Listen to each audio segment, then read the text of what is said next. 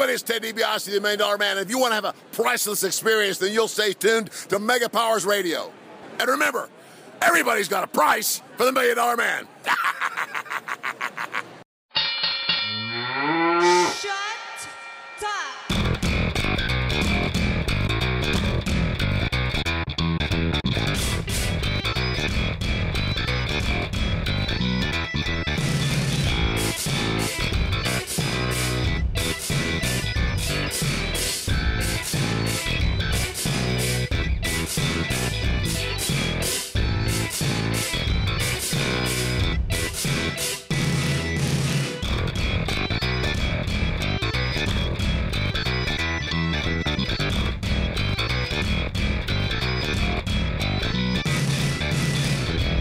What's shaking, Mega Maniacs? It's Monday, June 29th. We just finished watching Raw, and it's time for the Monday Night Tradition where we gather here on Mega Powers Radio for the most interactive post-Raw experience available, the Raw Post Show here on Mega Powers Radio, where we invite you to get involved with our conversation about tonight's events all throughout the evening. A very interesting Raw we had tonight. We had a great tag team main event with Seth Rollins and Kane going against Roman Reigns and Dean Ambrose in a no disqualification tag match. We saw the return of John Cena's United States Open Challenge, including the return of Cesaro. People wondering where the heck that guy's been. I think we're going to have a lot of stuff to talk about. And as I said, we want to hear what you got to say about it as well. But first, let me tell you guys a little bit of the ways that you can support this show. You can support us on Patreon at patreon.com/megapowersradio. For as little as $1, you can help keep the lights on here at Mega Powers Radio Studios and keep the ball rolling so we can keep you bringing you great programming like this show, the Daceman Show, All Talk Show, and anything else we get running on the station down the road. Also, you can support us by funding us on iTunes, Stitcher Radio, YouTube, anywhere podcasts are found, really. Subscribe to us so you can get our shows instantly anytime they are available. And while you're there, please rate and review us because that helps us climb the charts and helps other people find us. And if you want to help people find us, invite your friends. I'm sure we all have other friends who are wrestling fans, so get them involved here as well. And, that's all I'm going to talk your ear for now. In the meantime, let's get the ball rolling with the hosts of the show here. My name is Mike Paden, Station Director of Mega Powers Radio. With me is Anthony Mango, President of Smart Out Moment, Fanboys Anonymous, and host of the Smack Talk podcast. What's shaking, Tony? Not too much. I'm trying to figure out what these burgers are, or these sandwiches, or whatever they're talking about. All I keep hearing about is bacon, and really kind of interested in Arby's right now. They didn't really clarify what they were. Like you said, what are these sandwiches? They kind of left it interpretive. Yeah, that's my biggest takeaway, I think. We also have Mr. Steven Wago, host of Wago Rants, addicted to anime and unanimous decision MMA. What's shaking, Mr. Wago? I am sleep deprived, but I am here. Oh. Woo. Sounds like you're also oxygen deprived. A little bit. Sounds like you're also Luke's father. Oh, as I said, this is the most interactive post-Raw experience available. We want to know what you got to say about the events of tonight. You can get involved in lots of ways. We're going to be opening up the phone lines around 11:30. But if you want to be the first one to get on here, go ahead and dial into our number. It's area code 760-512-7247. We also have the chat room opened up for all you folks to get involved instantly with your words. Let's give shout outs to the folks who are here nice and early. 5 times Combo, Ferris 419, Chaotic, Wazilian. I think this is a new one. Straight Edge Dustin. What's up, Straight Edge Dustin? Welcome to the Raw Post Show. Also, if you want to get involved on Twitter, at Raw Post Show is going to be available for you to tweet at us. I know our good friend Dane Quinn likes to use that medium a lot. And also our official Facebook group, The Mega Maniacs. Whatever way you like to get your word out there, we could probably support you. In the meantime, let's get started with us here. Let me ask you guys, number one thing you took away from the show tonight, Wago? The number one thing I took away was that the only feud that I give a shit about is Kevin Owens and John Cena. I just think they're doing a piss poor job with some of the builds to these matches, and Cena and Owens is the only thing that's captivating me and keeping me watching right now. And Tony, what about you? What did you come away with? I missed Brock Lesnar. There wasn't anything with Lesnar tonight. There was no repercussions for Seth Rollins. The main event and the big story of the whole night became pointless to me because of something that I'm sure we're going to break down a little bit later. But it was built up as something that you're going to watch that's going to happen a little bit later, and it never did. And it was just completely anticlimactic, and it would have been significantly better with Lesnar's appearance. All right, well, I mean, we can go ahead and start this off as our talking point for the start of the show. I mean, our main story through this was began with the opening segment. Seth Rollins invites out J&J and K and is very friendly to him. He talks about how much he appreciates them and decides to start showering them with gifts. Not the least of which, he unveils 3 brand new Apple Watches. One for each one of them. The guys get these big shit-eating grins on their faces. They pose for pictures with each other as they put them on. It was adorable. Then Seth Rollins tells Kane that he's going to be sending him on an all-expense-paid trip to Hawaii. Kane's going to love that one. He does enjoy hot places, and I believe he made some quip about throwing somebody into a volcano or something. So that sounds fun. And he topped it all off with getting J&J Security a brand new 2015 Cadillac. Seth Rollins is just the best boss ever. All these great gifts. Wago, which one of these gifts would you most like to get? Probably the Apple Watch. I'm not a big car guy. And as far as vacations go, I end up just using a fucking internet connection anyway, so definitely the watch. I mean, you can just put on an Oculus Rift and take you to Hawaii these days. Yeah, fuck real, son. That burns. The reactions of these guys were fantastic. What did you think about that? Well, it was weird. As this segment first started, I was getting a big kick out of it. And then it just felt like it was dragging. And then it became really funny again. Oh, the bell curve. It was the total fucking Family Guy thing where it gets really annoying, but then just does full circle and becomes funny again. So, no, J&J are just fucking great. I don't know what else to say. They've got their characters down, and they're funny as hell. They made this segment. Now, Tony, would you enjoy being on the payroll of Seth Rollins? Well, I mean, if he's going to get me a car and shit, of course so. But well, in order to earn it, you have to get your ass kicked by Brock Lesnar. I believe someone in our Mega Maniacs Facebook group said that it would be 90 seconds with Brock Lesnar. Do you think you could take 90 seconds with Brock Lesnar? Forward. Does it count if I run away from Brock Lesnar for you could as many of that as possible? You could try. I don't think you get a head start, but you could try. I'd put up with it for a car. Collapse lung, new car. Collapse lung, new collapse car. lung. We're like collapse body. Collapse self. I'm kind of assuming that Seth Rollins would pay the medical bill too. So. WWE doesn't even pay the medical bills. Why would he? Well, they're not TNA. I'm assuming somebody pays. Well, this segment got followed up throughout the night. They had a few little fun backstage segments. I think my favorite was when J&J were standing there watching a guy wax the car, and Joey like pushes him back. He's like, "No, I'll show you how to wax a car." Just shows like even with these guys who are like on top of the world, they still have this subservient attitude to like do the menial tasks. And at the end of this night, our main event was a tag match with Seth Rollins in there teaming with Kane to go against Roman Reigns and Dean Ambrose, good old buddy boys. No disqualification, so we got to see some brawling throughout the ringside. They took out a few weapons, nothing too intense. This was just Raw after all, and it was a little short.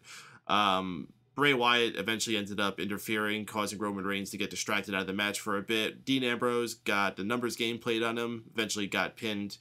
There was a long beatdown sequence after this. I can't really get too deep into what exactly happened. All I remember is that Authority was standing on top. They walk away. Bray Wyatt comes out. He hits Sister Abigail, and we go off the air with him on his knees. What? Sister Abigail? Here's a complaint that I have about this. It's one of the many complaints that I have about this whole setup for this night. They spoiled this ahead of time. And I mean, we know this kind of stuff by now. We've watched wrestling long enough. We know that Bray Wyatt's going to come in and interfere. But they literally said tonight at like 10 o'clock or something, but can Roman Reigns keep his head in the game when Bray Wyatt's out there ready to fucking interfere in the match and cost him the win at like 11:05, basically? Well, no, I think like, he just. what the fuck, I don't think he meant like Bray Wyatt was going to be there ringside. I think he meant like Bray Wyatt was out there. You know, he's lingering around somewhere. Yeah, but I mean, like that flat out just says to you, Bray Wyatt's going to come out here and interfere. Well, no, the narrative was already set up because last week Roman Reigns ditched his match when Bray Wyatt was on the Titantron. That's why they're questioning, is he going to be able to keep his head in the game? They even had that backstage segment earlier in the night when he was with Dean Ambrose, and Dean's like, yeah, I'm ready, but are you ready? Are you going to be able to keep focused? Anybody was kind of hoping right then as well that Triple H would have been like, no, are you? That kind of thing. But no, I hated this whole idea of the obvious Bray Wyatt interference. And what pissed me off about it and why it ties into the Brock Lesnar thing, you've got Seth Rollins and Kane and Jamie Noble and Joey Mercury, and then you throw Bray Wyatt in there, and it just becomes a beatdown of Roman Reigns and Dean Ambrose. And if they were the ones feuding with Seth Rollins right now, it still would be kind of boring to me. I mean, we mentioned this last week. These beatdown things are just getting tiresome, but they're not even the ones feuding with them right now. It's Brock Lesnar. Brock Lesnar could have come out and just made the save. That would have been kind of interesting. Or more importantly, he could have fucked up the car, which is what everybody was assuming what was going to happen. And I know that some people might be like, yeah, but you were expecting that too, and isn't that better that they didn't? No, it's Chekhov's gun. You don't set up a gun without the gun going off. Well, to that defense, or defense that I should say, this story isn't over. Just because it is tonight, but the story is continual. Just because we didn't see the car get destroyed tonight, maybe they're going to come out with it for a few weeks. Maybe this is a longer story than we think. Like, maybe they're going to be like Alberto Del Rio, and they're going to be coming out with their fancy car every week. Here's the See, thing. I wouldn't put a whole lot of faith in that. The pay-per-view isn't going to be next week like it is we've kind of been exposed to recently. They've got to drag this one out a little longer. They've got a bit more of a wait. So keep Brock Lesnar off TV for a couple of weeks and then have him come back and clean house. I think it would be funny if they came out in that car to the July 4th show in Japan. Yeah. Because they'd have to import it. It'd be ridiculous. Yeah, it'd be great. There's comedy to that. Hey. See, I've spent all this time without Brock Lesnar. For him to come, like 1-2 weeks, then take another couple weeks off, and then come back one more time, then just beat people down one more time. That's not enough. God, you're so fucking clingy. He was out selling an injury from being beat down last week. He didn't need to be beat down last week. Remember, we were complaining about. But he was. You can't just pretend it didn't happen. But that's another issue. Well, you know what? You could have why did we need to have Del Rio versus Sheamus for all those months? We didn't. It still sucked. It's not just because it's over that it didn't suck in retrospect. I think they made a mistake last week, and then they followed it up with a mistake this week. And if you're going to just drag everything out, then you know what? If Battleground doesn't really follow through, I mean, we had, what was it, Payback, I think, ended up being just like a set of rematches and then to set up Elimination Chamber. I don't want build-ups to pay-per-view to be, well, we got to wait until next week. We got to wait until next week and just hope that it pays off. And if it doesn't, then, well, we just got to wait until the next pay-per-view. That's and then storytelling. You're waiting 3 you can't months. throw all your cards on the table in the first week, and then the rest of the weeks are going to be, well, we got nothing because we did everything that first week.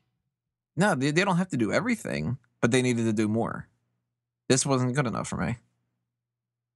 I think this was a great story they told throughout the night. Seth Rollins and his buddies all back together. The gang is back on top. They just demolished the toughest beast, or as we said on Smack Talk, the kayfabe greatest wrestler of all time. They took him down, and this week was their celebration party. This all made perfect sense to me. Wago, where are you on this?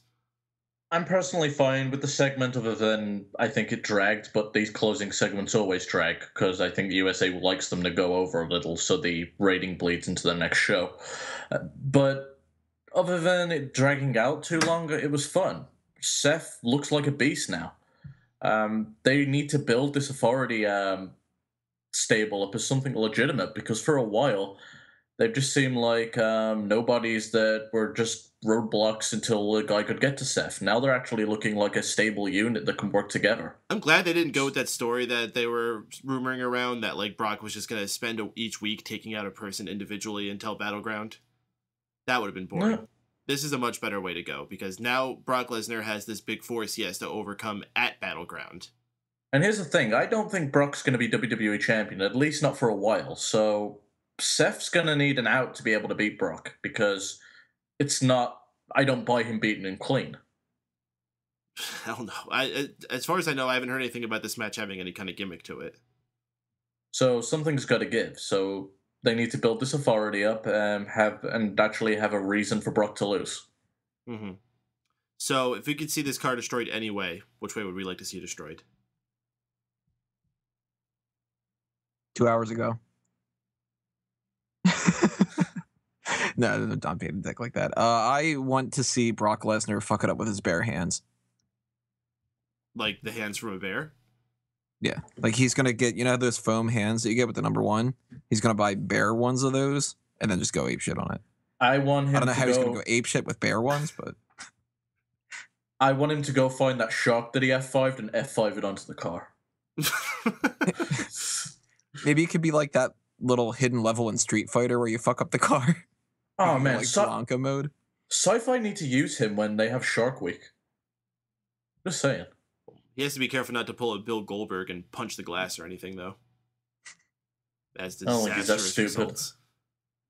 He might get, heat of the moment, do something crazy like that. To be fair, he's a guy that he does have a habit of running into hard things during matches and busting himself open the hard way. He also needs to make sure that he doesn't pull a Kofi Kingston. I mean, I know he's going to face him on July 4th, but Kofi falling through the windshield when he was busting up Orton's car, not a good thing to do.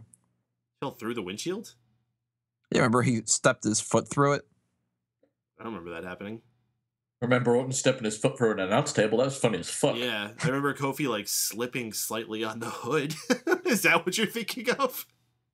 Yeah, his foot went through part of the windshield when he was bashing it, didn't it? No, he slipped. He slipped his foot a couple inches while he was getting off of the hood of the car. Yeah, I think it happened right after that one bushwhacker died. This is like a classic case of just blowing something up.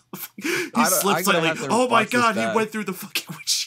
He didn't slam through the windshield or something. I thought he slipped and his foot went through one of the cracks or something like that. No. I don't know. I'm gonna have to rewatch this again. Either way, fucking Brock Lesnar should have beat the shit out of this car. It's gonna happen, and it's gonna be anticipation because now we get to see them gloat in their car. Maybe they'll do a periscope of them driving around in the car. That'd be cool, huh? Now, if next week they don't make this car a big thing and then they don't pay it off and all that, are you gonna look back retrospect and go, yeah, that really did suck that they didn't do anything on June 29th? Yeah. But I am not worried that they're not going to do anything. I don't think they're going to do this whole thing throughout the whole night and not do something with it.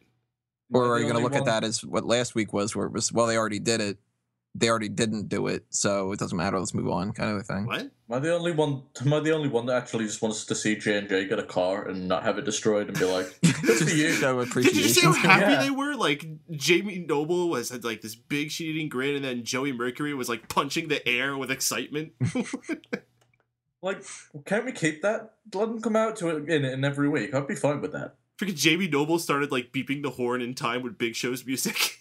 It's amazing. That's what I do when I'm playing freaking wrestling music really loud. I'll start beeping my horn with it. Anybody else? No. No. I don't want to get pulled over. Well, at least it's me. At least I know I got Jamie Noble on my side. All right. Well, we want to know what all you out there got to think about all the gifts and things that went down on Raw tonight with Seth Rollins and the rest of the Authority members. Dial in to get your voice heard on the phone lines. Area code 760-512-7247. Also got the chat room rolling around. We got Wazili saying Brock should have suplexed the car. That'd be intense. Take the car to Suplex City and pound it. Get it? Pound. MMA joke.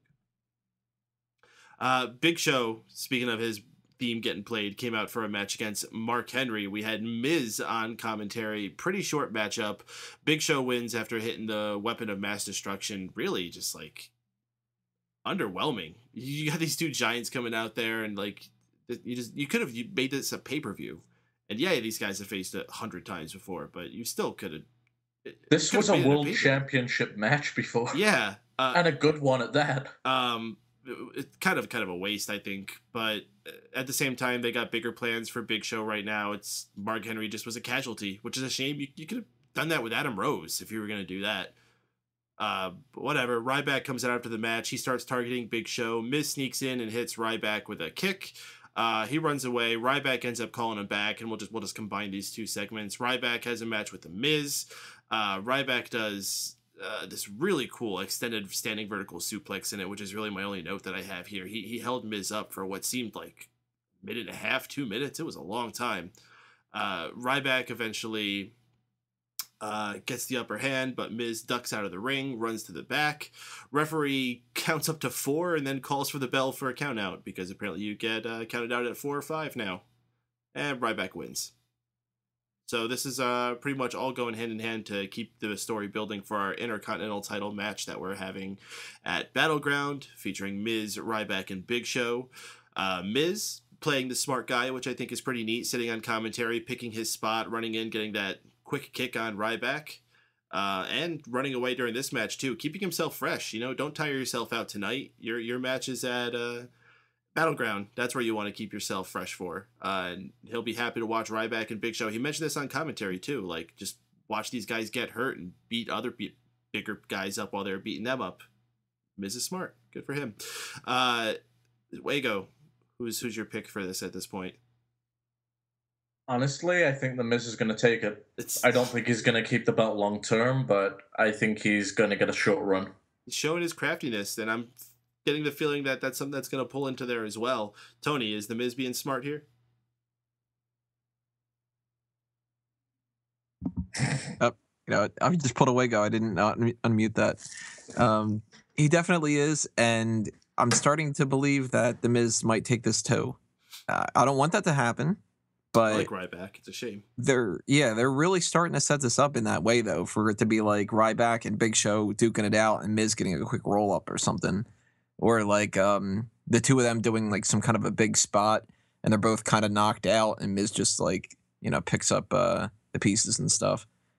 But I hope it's not the case. I hope Ryback just wins, because I'd like to see him keep that Intercontinental title for at least until Survivor Series, if not longer. I can't lie about one thing about Miz that really bothered me when I first saw him starting to do it, but I actually I can't help but just laugh whenever he does it now, is when he starts flailing his arms around like he's got wings or something. Like, he usually does it before he takes his glasses off. Like I don't know if he's supposed to be quieting the crowd down or what the hell he's doing, but he did it as a celebratory pose after he kicked Ryback. He got out of the ring and was just flapping his arms around. I'm like, what the fuck are you doing? This guy plows freaking Maurice. It's not fair. Yeah, for a guy that's quote-unquote superstar, he's fucking dorky as hell. I was thinking about this. I've been hearing there's some heat about this whole tough enough thing, because they feel, why do you need tough enough when you already have NXT making all your future stars? So a lot of people aren't happy that someone's just going to walk in and get this contract handed to them. I'm thinking they're trying to create another Miz. A person who comes in from a reality show and is going to come in and have not just heat with the crowd, but massive heat with everybody backstage, because that's how the Miz was. The Miz was the most hated guy on payroll in that company at one point. If I get more JBL bullying stories, I'm all for it. I don't see what the problem with Tough Enough is, though. I mean, if you try and the person fails, then they fail. It's, if you get somebody who's really good, they could look at there's a guy on Tough Enough right now, Patrick. He's 19 years old or something. Name's not Rick. And he seems like a type of guy who's young enough, talented enough, has enough personality that they should totally be looking at this guy for the future. And it might not work out. You never know. There's people that come in. Everybody thought Desmond Wolfe would work out. That didn't. But what's the difference between him going on a reality show and winning the competitions, getting votes from the audience to prove that he is popular enough to win a show, or them just outright giving him a contract for developmental? You could get a football player who has no skill wrestling whatsoever, and they give him a contract because it's he's a big guy. We can teach him how to wrestle. Nobody complains about that. Yeah, that's what I was going to point out. It's kind of weird. People like to say it's because they're not paying their dues, but the reality of it is WWE's picking up talent now, which have no background in pro wrestling, because they don't want an indie guy anymore. So this is essentially just how they hire talent now. I guess they're getting more television exposure than a lot of these guys. That's how they hire talent now. That's how they've been hiring talent since the early 2000s. That's how they picked I up know, but Brock they went through- Lesnar and John Cena. They went through a period where they wanted, they was more interested in some of the indie guys, and now they've stepped away from that. But you know what? Like, I would see the valid complaints if they pushed them to the moon immediately. Like, you know, if somebody wins tough enough and the next night on Raw they win the Intercontinental title, it'd be like, yeah, what the fuck? But that's not going to happen. Like, they're going to go down to pre-NXT, probably.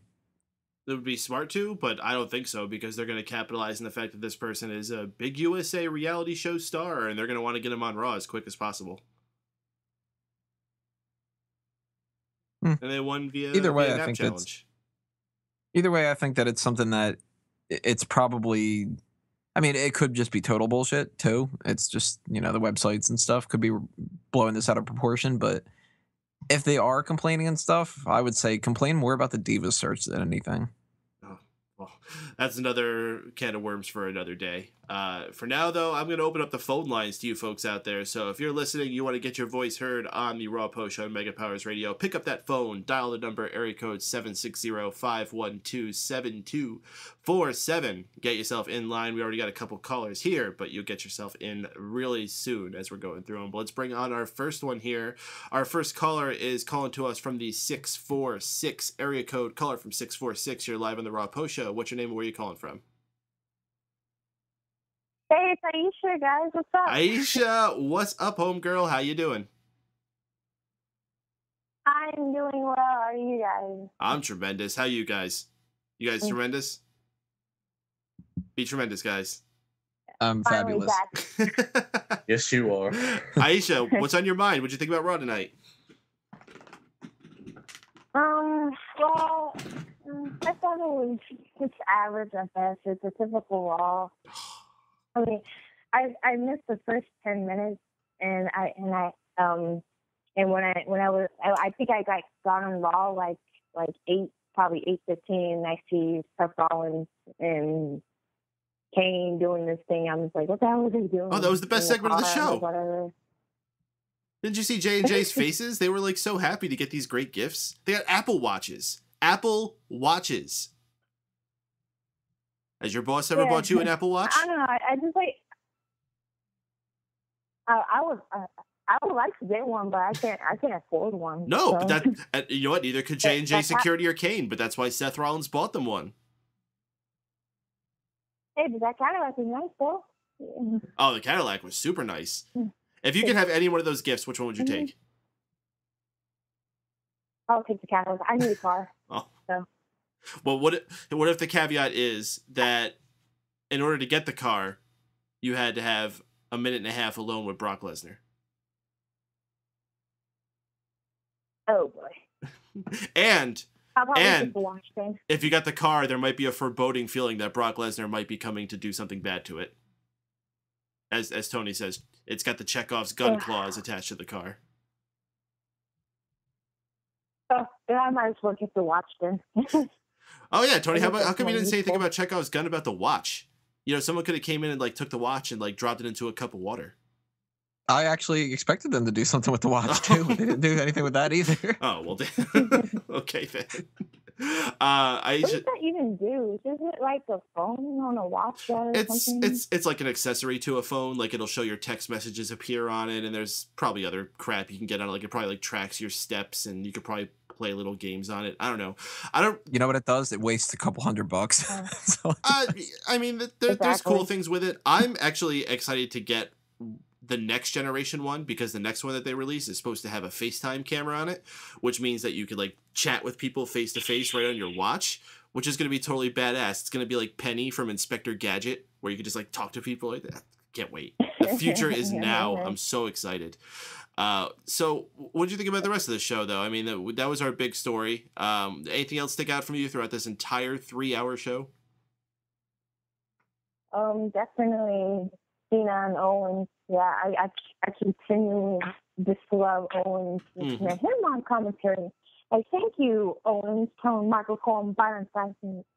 You're annoying on commentary, but me, I'm just loving this feud. I mean, they're having another match at Battleground. I hope Owens wins the U.S. title, because Because when Cena won Money in the Bank, of course, John Cena has to get his win back, of course. So he's having another match, Battleground, and help out Owens with that. And I heard they might take it all the way to SummerSlam. Oh gosh, that's a lot of Cena Owens matches. I know. I mean, they're amazing. I mean, I don't mind seeing them. It's just that kind of driving a little bit long. And like, if they really want Owens to win the US title, I think he should win at SummerSlam because, you know, it's kind of the biggest show of the year and it's kind of a great moment. And it's going to be in New York, and you know how New York crowds are. So you're thinking that actually Kevin Owens shouldn't win at Battleground? I mean, they can do something. I mean, yeah, there's lots of ways they can play that out in a way where Kevin Owens doesn't win the title. I mean, they can put some kind of disqualification situation.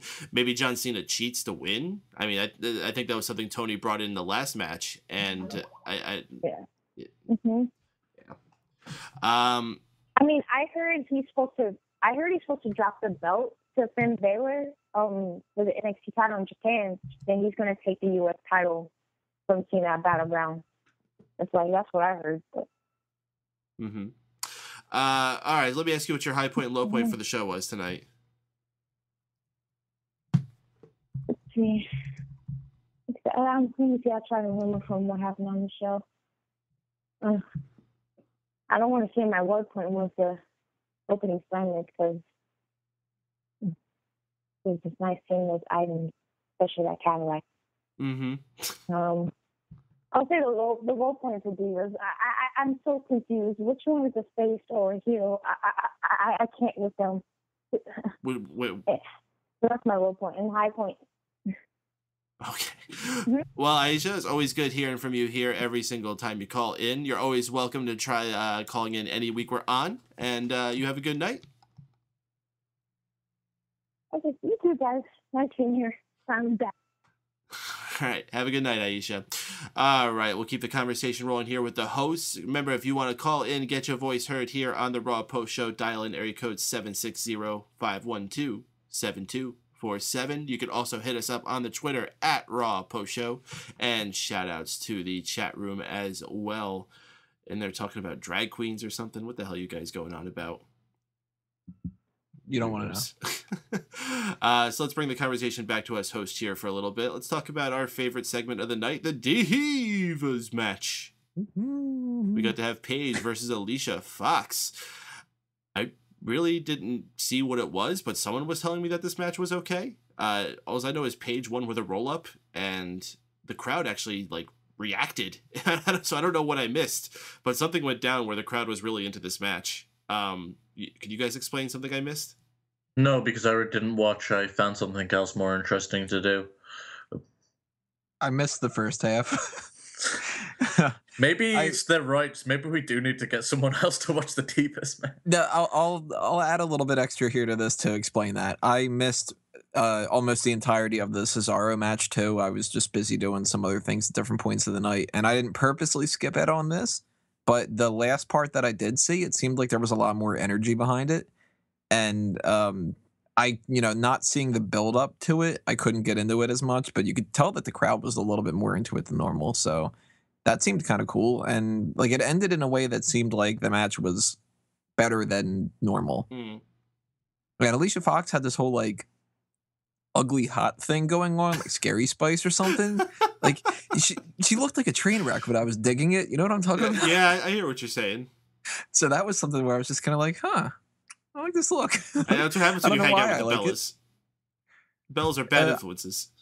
Maybe that's it. Do you guys think it's weird too, by the way, that they are setting up this story where it's like you've got to make a side, but all they've done so far is Alicia Fox? Emma hasn't. Yeah, you think this would become a big stable feud where people are picking sides, maybe someone betrays and goes the other side? And shouldn't that be around Survivor Series time? It doesn't you have got to pick a side, and it's. I mean, a build up that would have been good around then. It would. Yeah. Now it's just kind of everybody's got to pick a side. By that we mean Alicia, and that's it. There's nobody going on Paige's side, but there's also nobody going on the other side either anymore. Well, again, maybe we're expecting this to go too fast. Maybe this is going to be a big match at SummerSlam, where it's a team of divas versus a team of divas, and this story is being prolonged to get through that, and we'll be seeing all these divas picking up throughout time.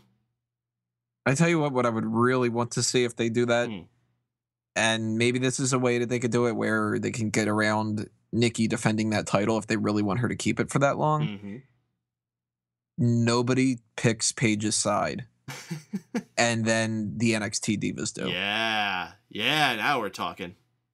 Now that's something that I'll be fine with if they build up to that. But if it just ends up being like in 4 weeks, we look back on this and it's like Paige and Layla against the Bella Twins and Alicia Fox or something, then I could not give a shit. And when it comes down to our reviews and stuff, I'm not going to give a shit either. A large number of those divas down there already. I do believe Bayley just got injured, which is a shame. So you couldn't really do her.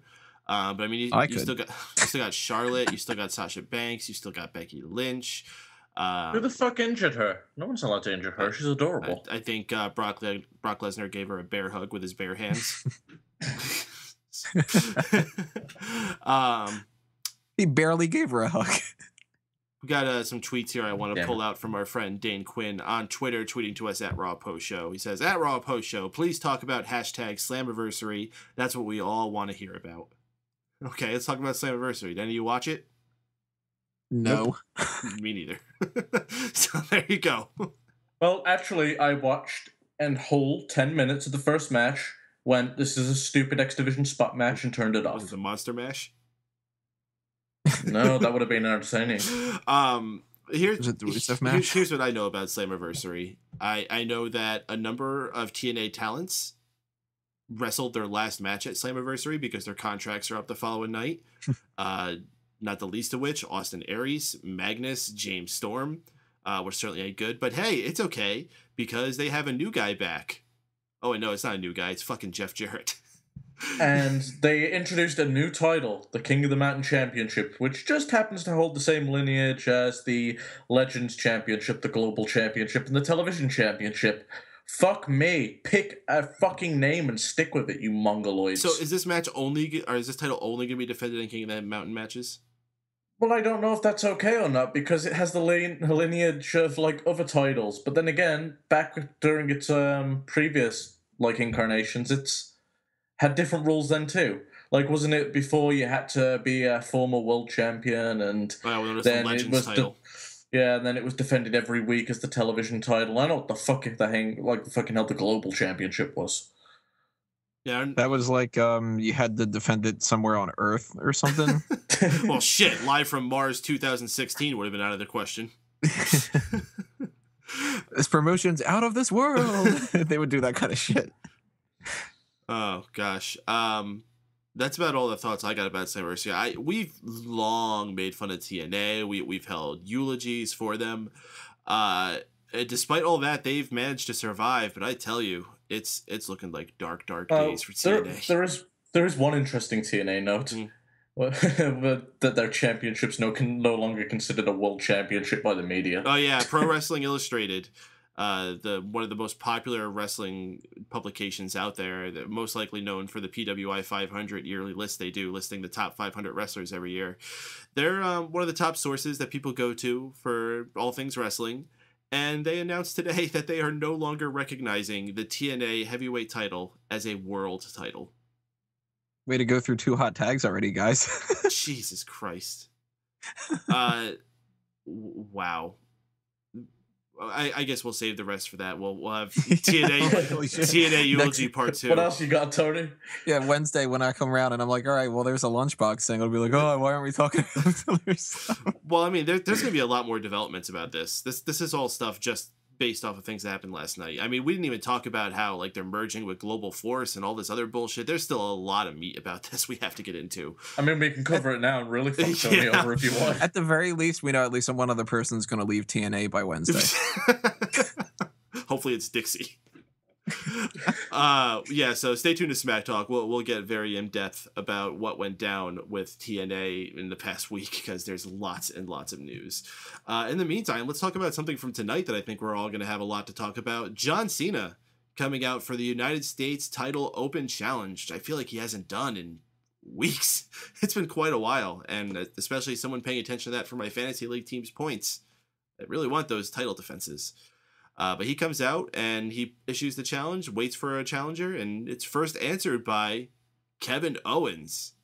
Oh, man, the crowd just went berserk. All of us in our chat rooms that we have on the Facebook group, everyone was getting super excited.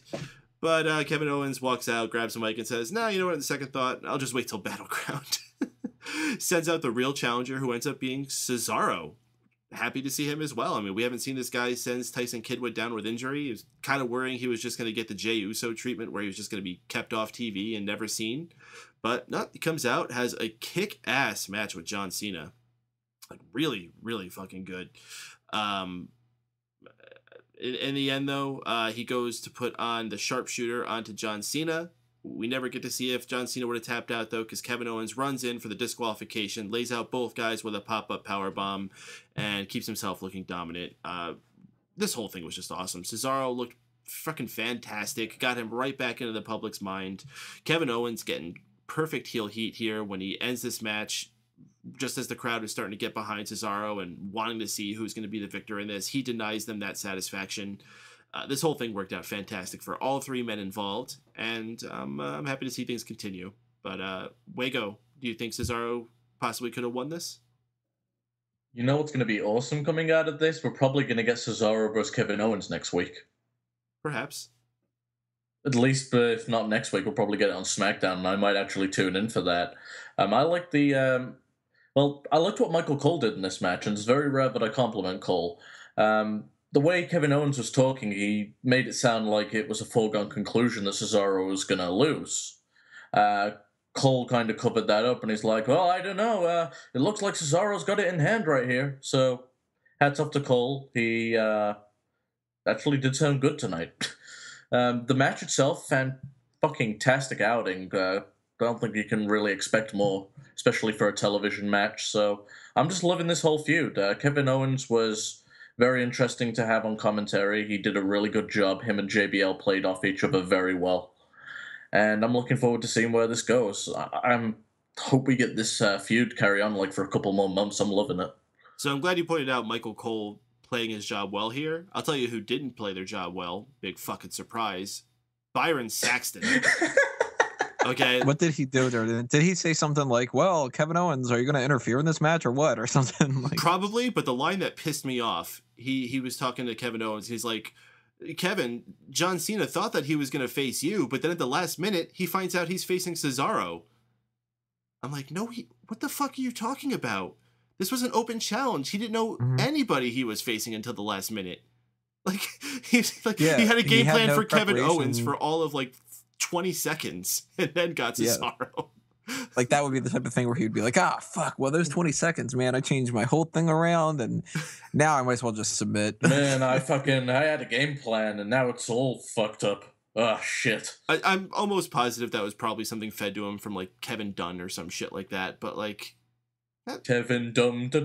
Have some fucking balls and don't say it or reword it so it makes more sense. Fucking guy. I honestly hope he gets better because I do think we need to start prepping for the next person to take over from Michael Cole. I hope he gets fired. We need someone else to prep for Michael Cole. It ain't him. He's not bad most of the time, but for some reason I think he's really intimidated on Raw because I think Michael Cole and JBL both bully him, and I think Vince McMahon is fucking terrifying the guy. His ass off. No, I think he's terrifying the guy. Honestly, I think he's 100% terrified of Vince McMahon. I could see Vince liking that they bust his balls.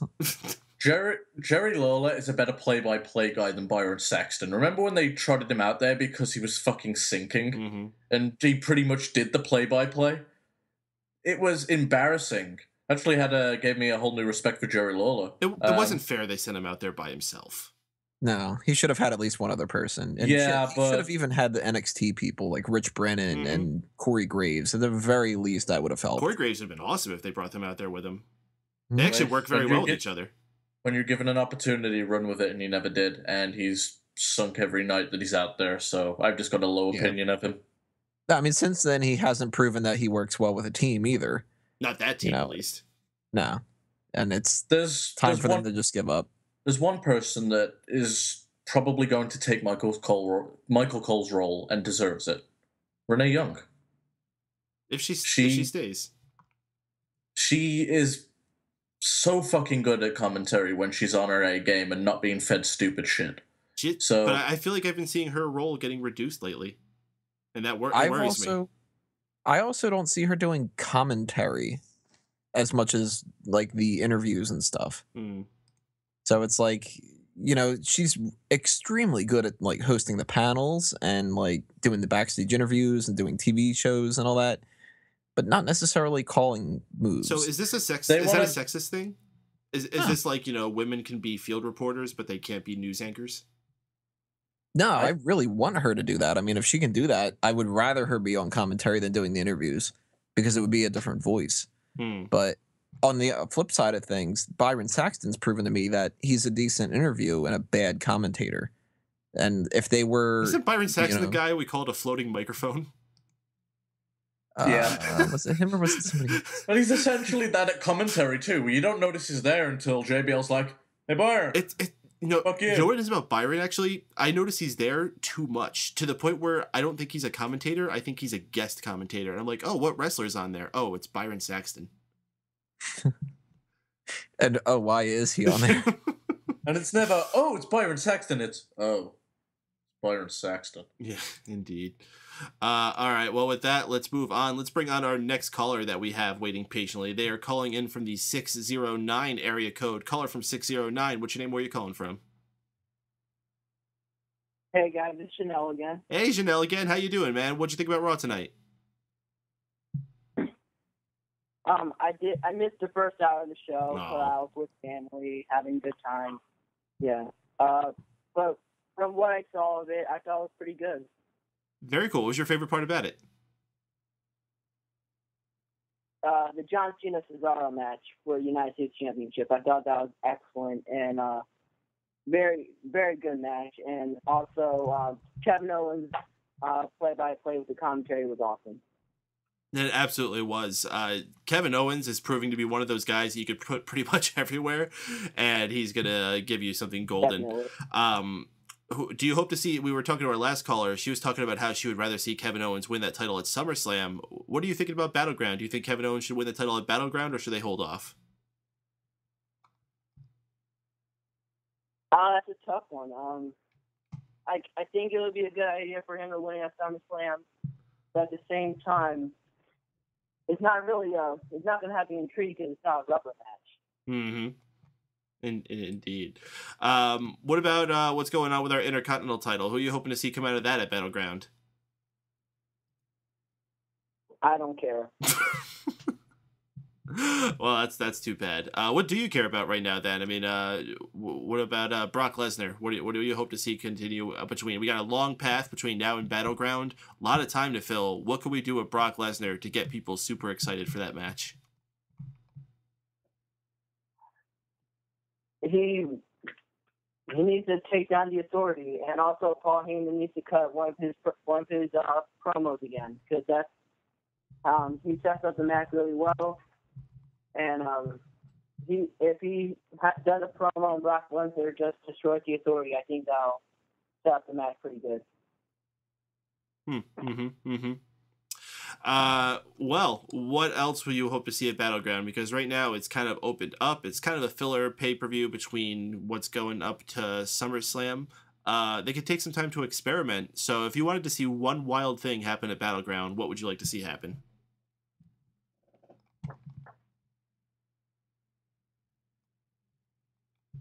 I don't know yet. Okay. I really don't know yet. All right, that's fine. Think it over. Maybe let us know next week. We're going to keep moving along here, Chanel. Always good to hear from you, so you have a good night. Put the word out there again to you, folks. If you want to call in, get your voices heard on the Raw Post Show on Mega Powers Radio, you can join us by dialing area code 760-512-7247. And also via Twitter at Raw Post Show. And we'll keep the ball rolling with the hosts here. We had a promo with Bray Wyatt, another one of his creepy, sprawling promos where he's all over. And he talks about how he wasn't his daddy's favorite, which I thought was kind of an interesting story. So that means Bo Dallas was the favorite. Have you seen Bo Dallas? I hope not. Well, I have to imagine that's where he got all this confidence. Like, yeah, and I bet it was that like the whole situation is they knew Bray was the smart one, so they knew he was going to be okay. But Bo was special, so they always had to tell him how special and good he was.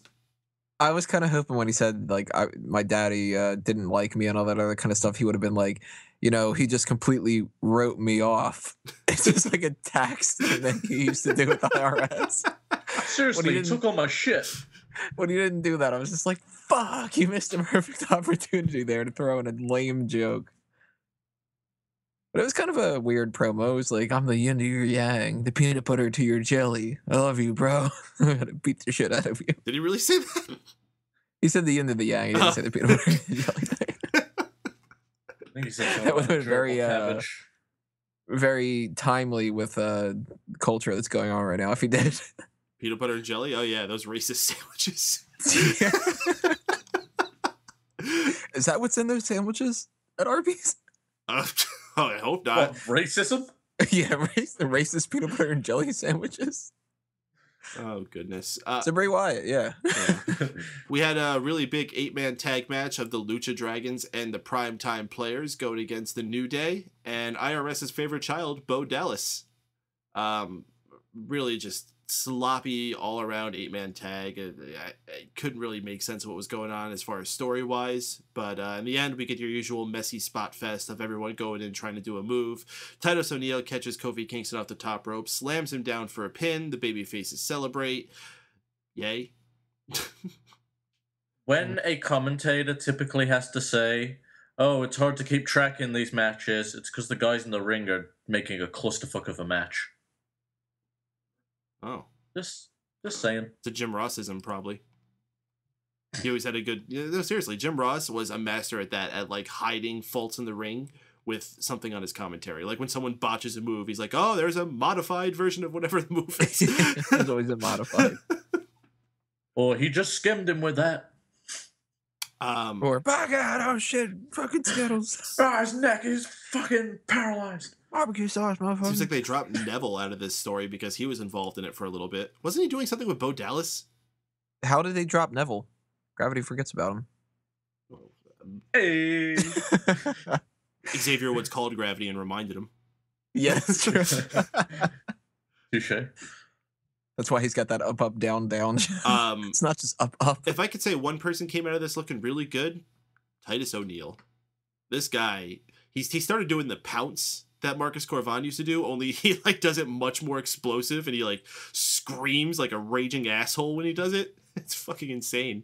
And that finishing move he does now with the sit down slam, really cool. I'm liking Titus O'Neil. Even if I'm not as hot on the Primetime Players as I once was, I'm getting more optimistic about a possible singles run for Titus O'Neil down the road. I don't think it's happening. He's too fucking ugly. But he's Father of the Year. Still fucking ugly. Yeah, we've had ugly people as champion. Mick Foley was champion. Yeah, but he was TV. To be fair, he was TV ugly. Titus is just ugly. Seth Rollins ain't exactly a looker. Not even if he gets the perfect angle. Damn, you beat me to it, you son of a bitch. Oh gosh. We had Dolph Ziggler and Lana coming out saying they want to make an announcement, but they're interrupted by Rusev, who is flanked by Summer Rae. So I guess they're a thing. Some fucking dumbass drama going on here. I couldn't even tell you what they're all upset about. In the end, Summer Rae ends up getting the most vicious, taking pop shots at Lana, telling her that she's a gold digger. This prompts Summer Rae to slap Lana. Lana eventually jumps onto her and starts pulling her hair. Typical cat fight type moment. Okay. I don't know if this is supposed to be setting up a match with Lana and Summer Rae. If it is, fuck. I have no optimism for that whatsoever. I really just wish they would just give all these people time off. Just let Rusev stay away, heal up, let Dolph go away, let people have time to miss him. At first, I thought with the way they were setting this up, I actually thought they were going to do what I said, where like Dolph said he's going to be marrying Lana, and they were just going to get married and go on a honeymoon and go away for a while. I mean, smart. I don't know. I probably would have been okay with that. Wago, who do you think is the better couple right now? I think this was horrible television. That's all I think. I do not give a fuck about the storyline. this was just garbage. Bad acting, and I don't really get the direction they're going in. I just don't care. Dolph and Lana, I guess, if I had to pick one, but I don't give a fuck. There was a missed opportunity here, I think. Yeah, they could have ended the segment before it began. Well, they could have done it with a lot of stuff tonight, but I think that Lana mentioned she did everything based off of what Rusev told her to do. She had her own opinions about Russia and stuff that were just his. She spoke the way that he wanted her to. And I was expecting right after that for her to ditch the accent. And I think that would have been good in the long run because she's in the process, because you notice she's got her hair down, but it's still kind of like in a ponytail, so it hasn't like fully flowed. Yeah, I was hoping that would be into it too, like that she could have said something like, "So I'm ditching the accent. You know, my name isn't even fucking Lana or whatever." Like if they wanted to change the name, they could have kept it. It's actually Lana backwards. You know, if they wanted to go with the CJ thing, she could have been like, "My name's actually fucking CJ. I speak like this," and then yeah, maybe Ziggler said sort of something like that, like, "Hey, you're gonna let your hair down or whatever," and it's like, "Oh, you know, speaking of which, he always liked it in the fucking bun, and here's my hair down, and I look so much better like that." A missed opportunity, I think, there, and they've done stuff like that in the past, so it's not like it's too weird. I mean, shit, they called Kofi Kingston out on it in the middle of a promo. And it'd be fine with Lana doing that. I think that Lana's Russian accent is really weird without the Russian stuff going on. Yeah, she can't just be Dolph Ziggler's Russian girlfriend. Because then she's going to seem like a Russian mail-order bride. Which actually would be an interesting new dynamic for Dolph Ziggler's character. Yeah. But I mean, we went through a transition period where the Major Brothers became Zack Ryder and Kurt Hawkins. We've had Skip Sheffield come back as Ryback. We had Kofi Kingston drop his accent. It wouldn't have been too weird. And I think that they should have done that here instead of making it like, you know, well, Ziggler's the real man and Rusev's like, yeah, well, you were a bad fuck. And she's like, well, Ziggler's better. And then there's catfight and blah. Oh, goodness. Wow, you got that much from it? Jesus Christ. We had a matchup between Sheamus and Neville. Neville has a new comic book, or was this just like a fan art thing that was drawn, or is this actually like a comic book that's coming out? Did you guys catch what he said? All I caught was Byron Saxton went, cool. And it was like, oh, god damn it, dude. Like, good input, Byron.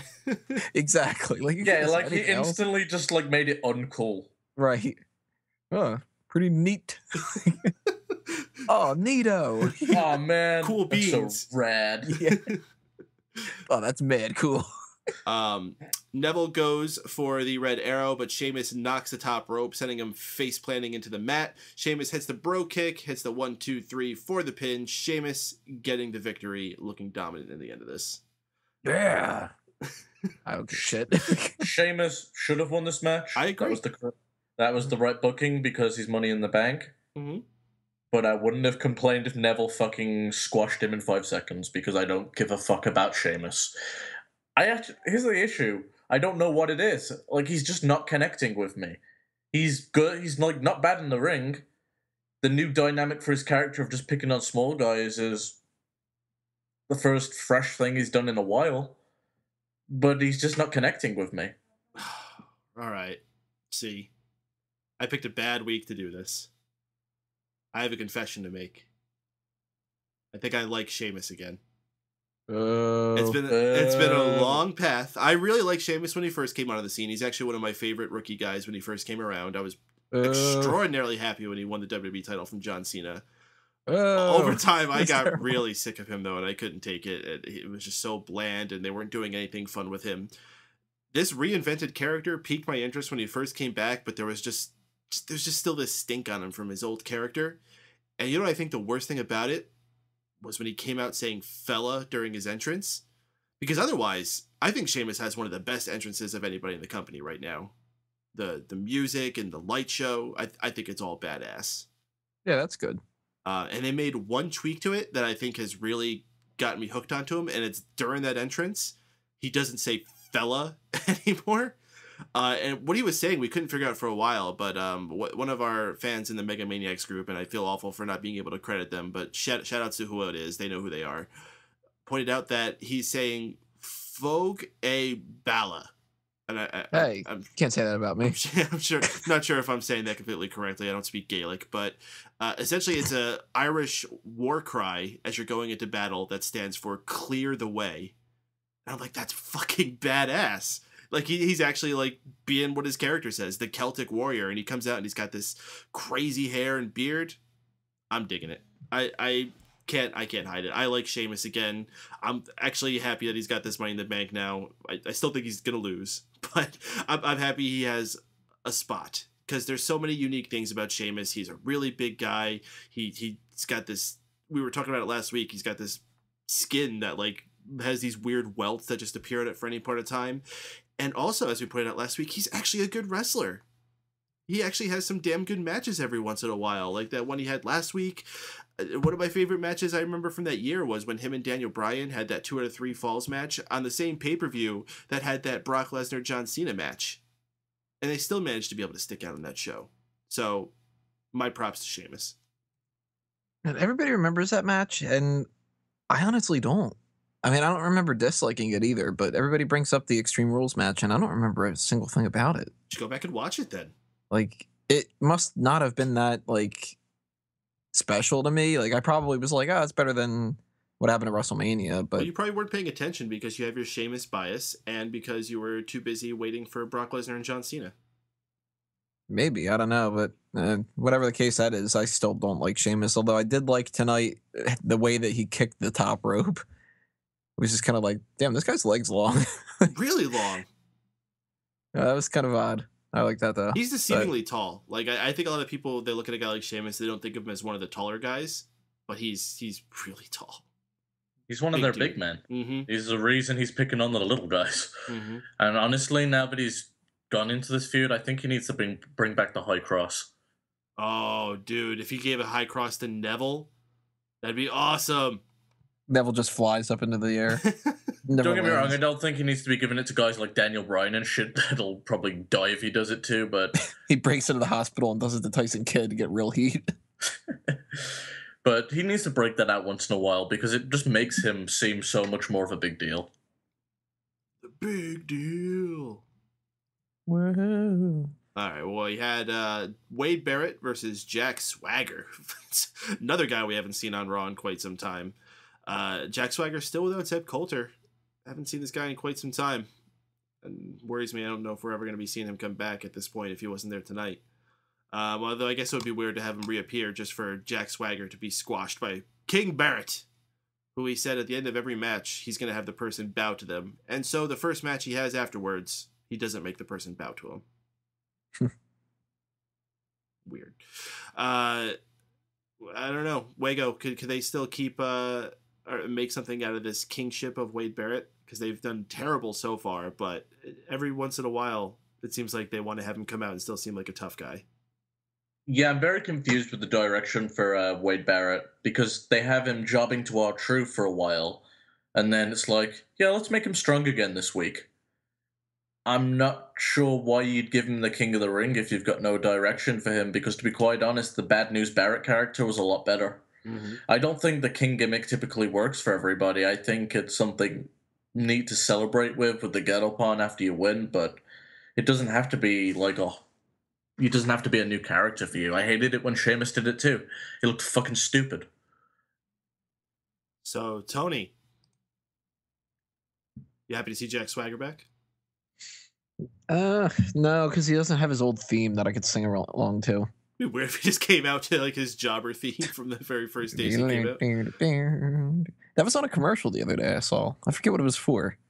It was something on like the History Channel or whatever. It was just kind of like like people like working on cars or something, and it was just like and I'm like, holy shit. Electronic fog or something, I don't know. Yeah, it's one of those kind of things. It sucks for these two. I mean, Swagger is not like the best guy in the world. He sucks on the mic. He doesn't really have much character, but he's good in the ring. And Barrett is a good character, and he's good in the ring. And they just keep fucking him over and over and over again. Like, this guy could have had 2 world title reigns by now, and it would have been believable. And each time he gets anywhere, they just pull the rug out from underneath him. And I don't understand why. Either he has somebody who isn't fully believing in him.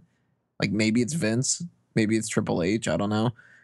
or they like want him to go an extra level in something like maybe he doesn't do the charity shit and it rubs him the wrong way. I don't know, but it seems like the most that Wade Barrett can ever get is popular for like 2 months. And then he has to build himself back up again. Having a match against Jack Swagger in the middle of Raw is not going to do it. End of Raw. It felt like it was like, hours and hours into it to me. I think this was the point of the night where I was just like, holy shit, it's what? Like it's 10:30? I thought it was like midnight. Yeah, Wade Barrett definitely deserves a bit of spot, but at least Jack Swagger's in the role that he belongs. Yeah. Swagger's somebody who should stay in this role and maybe be a tag team guy until he's done. No more Intercontinental title reigns, no more world title shots. I mean, he could be somebody who could be really, really good to take like Dean Malenko's spot, and that's what he should be aiming for. I never Mm-hmm. I never understood why he got so many opportunities. He shit the bed every time. Well, maybe he could take Norman Smiley's spot, something like that. I wouldn't say he's just good as Norman Smiley. Well, he is somebody who his gimmick used to be just pointing at a smile. He's pretty smiley. Yeah, well, Dolph Ziggler has that job now. Remember when we went through that phase where everybody's gimmick was, "Hi, my name is whatever"? No. My name is Dolph Ziggler, and he would shake their hands. Randy Orton would come out, and the first thing he would say was, "My name is Randy Orton," and then Del Rio would come out. "My name is Alberto Del Rio," but you already know that. It was just like, holy shit! There's a title card. Those are all different times. Those we're never happened at once, and now we have Paul Heyman saying it. It's introducing yourself. It's an oratory thing. Yeah, it's tiresome. We had our main event was Seth Rollins and we already talked about this. Yeah, fuck this main event. No. Any final thoughts about the show, guys? Go Bacon. Well, that actually transitions me into my favorite commercial of the night. I'm actually managing to keep this going 3 weeks straight. My favorite commercial this week, also not a brand new one, but one I want to shout out to. It's from Skittles. It's the one where they're eating the last bit of Skittles in a plate, and there's like, oh, there's only one yellow one left. What do we do? Settle it the usual way! And the entire town gathers into the middle of this like old Western saloon street. And they set up a table, and they unveil that they all have these massive right arms, and they go in and they have an arm wrestling match. And that's how they settled the usual way. And it showed the entire town of people having massive right arms. Like little kids, and even the dog had a massive right arm. It's this town all day. They settle things with arm wrestling. I must have missed that one, but I'm sure JR loved it. Well, it was fruity. Fruity, my God, fruity. Also reminds me of this video. I posted it a few weeks into the Mega Maniacs group. You may not have watched it because it definitely required a strong stomach. Where these two really, really buff guys were arm wrestling to the point where they were so strong that the one guy broke the other guy's arm when he pushed against it. Oh my gosh, so nasty. I guess he won the Skittle. It was a testis Skittle. No. Couldn't really make that one fit there. All right, well, let's start wrapping things up here, folks. We got one last thing to do, and that's talk about the good, the bad, and the ugly. Let's head on over to it.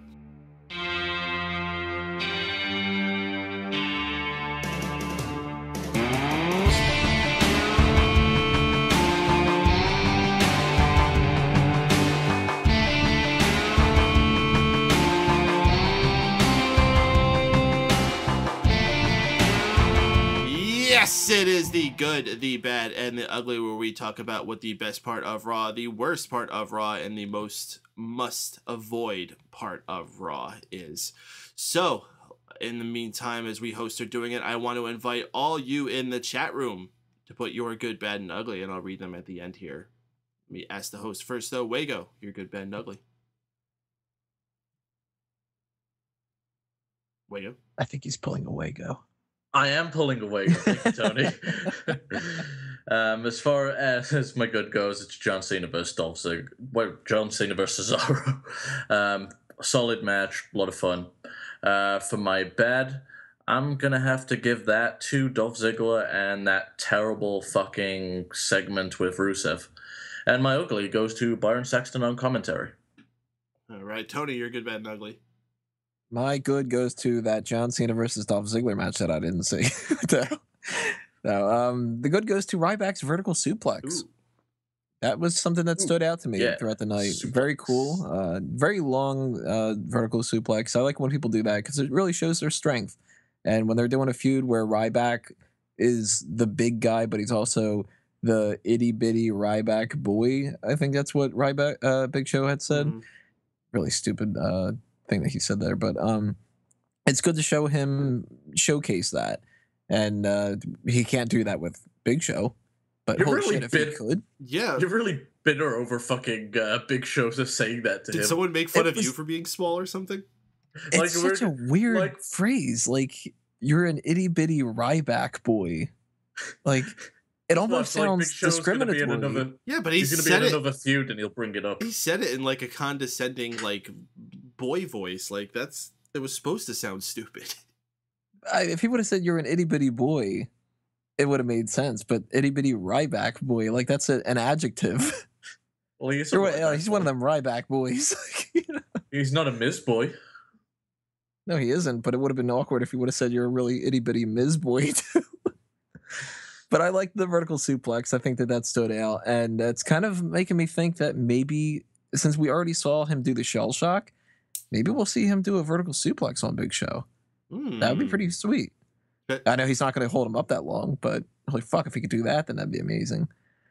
My bad is going to go to the fact that I couldn't think of a good way to work a joke in between our Facebook page vacant and Kane's vacation. I tried to think of it like the entire night, and I couldn't think of a goddamn thing. It really pisses me off. Yeah, I would have gave up on that one early. The ugly goes to Bo Dallas. Holy shit, he looked puffy as hell tonight, and I don't understand why he would have been the favorite son, because he looks like his dinner last night was a bowl of salt with some sugar on top. Very, very awkward, and it's making me think that Bo Dallas has no future. If he doesn't look the part, he's not getting the reaction, he's not getting any feuds. His career's looking pretty ugly right now. All right, we got one out of the chat room here. Ferris419 saying, good Cena versus Cesaro. Bad no card destruction and ugly Summer Rae's acting. Hard to disagree with that one there. I'll give you my good, bad, and ugly, folks. My good. Brand new Apple Watches. What a beautiful gift that Seth Rollins bestowed among his staff. The bad? I didn't get one. I just felt jealous this entire segment. I wanted an Apple Watch. I want to go to Hawaii. I want a brand new Cadillac, even though I just got a new car this year. It wasn't a Cadillac. And the ugly, Kevin Owens' armpits. You ever guys notice that he has like these nasty stains around his armpits? Kevin Stains. Kevin Stains, exactly. Really gross. Guy looks like he needs to take a shower. Hopefully he could scrub that nasty thing on his arm too. Did he used to be roommates with Luke Harper? They might have done their laundry together a couple times. All right, folks. One last bit of business to take care of before we wish you all a good night, and that's to give each one of these hosts here a little bit of time to tell you about the other cool things going on in their world that you should check out. Tony, what's good? SmarkoutMoment.com. Everybody check that out for the wrestling side of things. Smack Talk podcast is on there.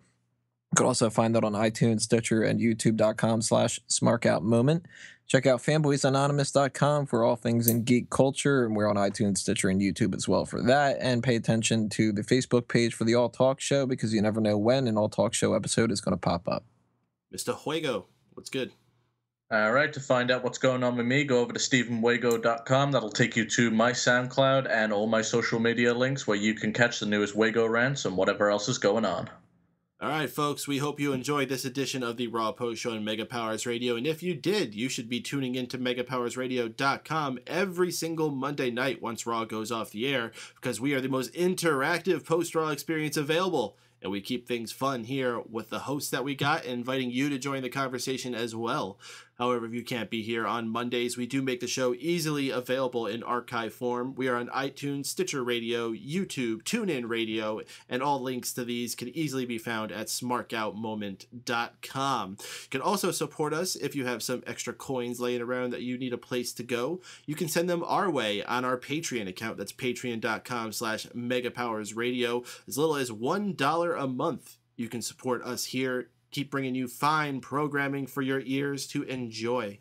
And we appreciate any of the ways that you can support us, even if it's just listening to us.